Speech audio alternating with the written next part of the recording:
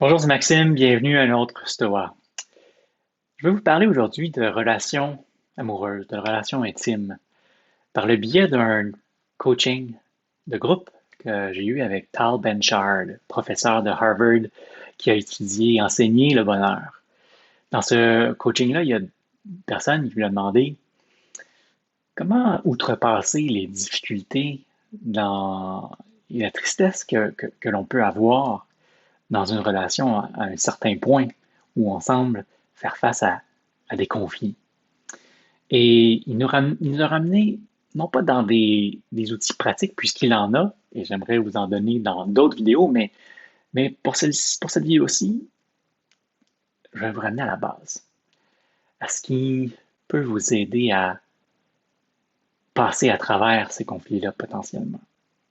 Donc, dans la réponse de Tal Ben-Shahar, il s'est inspiré de plusieurs autres auteurs puis de plusieurs autres pairs à lui dans le milieu académique qui ont étudié les relations. Et il a dit probablement qu'il y aura trois façons dont les couples qui font face au conflit, aux gridlocks dans le jargon, euh, trois façons dont ils vont aborder la situation. Une première façon, c'est qu'ils vont se séparer. Ils vont prendre chacun leur chemin. Ils vont se dire, on n'est pas fait l'un pour l'autre. Et puis c'est tout. Ils se séparent. Une deuxième façon, c'est que plusieurs vont peut-être rester ensemble, mais ils ne seront pas vraiment ensemble. Et la troisième façon, c'est qu'ils vont décider, les couples, de passer au travers de ces difficultés-là, de ces conflits, et de grandir ensemble. They're gonna fight through it. Ils vont se battre pour arriver à quelque chose de meilleur.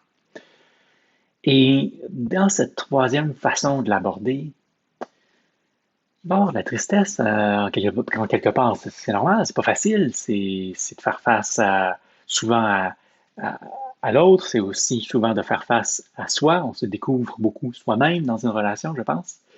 Et là où Tal Ben-Shahar a amené la conversation, c'est dans l'espoir.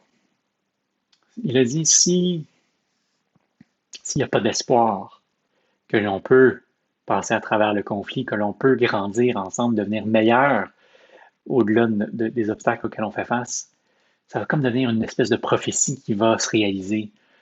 Si l'espoir n'est pas là, ça va mourir dans l'œuf, si l'expression est bonne. Euh, donc le désir de vouloir passer à travers peut-être un peu de souffrance, de tristesse, de difficulté, mais de vouloir, le désir de vouloir passer à travers ça pour the sake of the relationship, pour, pour le bienfait de l'autre, de soi, de la relation, et d'être capable de cultiver l'espoir par différentes pratiques, différentes techniques, il y en a, euh, ce sera peut-être la base qui vous permettra de passer à travers les conflits et de grandir ensemble dans votre relation. C'est pas facile, c'est très dur, je parle d'expérience, mais euh, ça en vaut le coup, probablement, assurément. Vous voyez que je suis encore à m'amuser avec ça moi-même. Je dis, Tal, la différence entre la dépression et la tristesse, c'est que dans la dépression, il y a de la tristesse sans espoir. Donc, c'est un morceau important. Et c'est un peu là-dessus que je vais vous laisser aujourd'hui. Avez-vous et souhaitez-vous voir l'espoir, le cultiver, le pratiquer? Et avez-vous le désir de grandir ensemble, de passer à travers les conflits?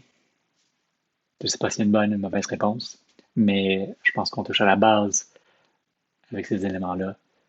Et puis, voilà. Donc, je vous dis à bientôt. Ciao.